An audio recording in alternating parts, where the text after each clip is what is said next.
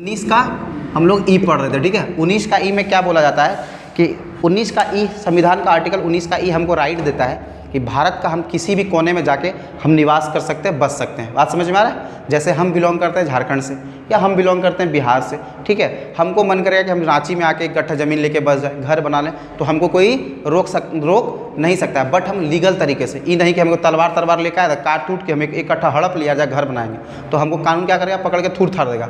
बात समझ में आ रहा है? तो निवास करने का स्थान ये है कि कानूनी तरीके से जो कानूनी प्रावधान है उसको फॉलो करते हुए कि हम कहीं गए, किसी का ज़मीन हमको अगर चाहिए, हमको ज़मीन चाहिए तो हम किसी से ज़मीन परचेज किए, फिर अपना घर वर बनाए, रहे, कोई दिक्कत नहीं है। हम बिलोंग करते हैं झारखंड से, हमको महाराष्ट्र में घर बनाना पड़ेगा, तो हम जाके क्या करेंगे, महाराष्ट्र में ज़मीन लेंगे, महाराष्ट्र में घर बनाएंगे, वहाँ पे रहेंगे, कोई तरह का दिक्कत नहीं है। समझ में आ रहा है? ये हमको कोई अदर स्टेट में जाके बसने का अधिकार जो देता है आर्टिकल 19 का ई देता है। तो आर्टिकल 19 का ई कहता है कि हम भारत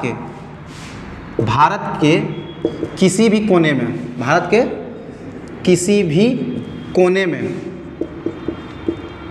बस सकते हैं या निवास कर सकते हैं, निवास कर सकते हैं। कोई दिक्कत है? सबसे पहले क्या होता था ना इसमें कि जब हम लोग अनुच्छेद आर्टिकल 370 जो जम्मू कश्मीर में ये लागू था, ठीक है। जम्मू कश्मीर को ना विशेष कुछ प्रावधान दिया गया था। जम्मू कश्मीर के पास पहले खुद का संविधान था। क्या था? पहले खुद का संविधान था, उसका खुद का झंडा हुआ करता था, उस पर भारत का कानून लागू नहीं होता था। बात समझ में आ रहा है? तो जब 370 आर्टिकल वहाँ से हटाया गया, ठीक है, तो अब जम्मू कश्मीर में भी जाके हम लोग बस सकते हैं। इससे पहले जब वहाँ 370 लागू था तो जम्मू कश्मीर को छोड़ के भारत के किसी भी कोने में हम लोग जाके बस सकते थे। बट जब 370 वहाँ से हट गया, ख़त्म कर दिया गया, तो अब जम्मू कश्मीर में भी जाके हम लोग ज़मीन लेके वहाँ घर बना के वहाँ हम लोग बस सकते हैं, ठीक है। जब हम बस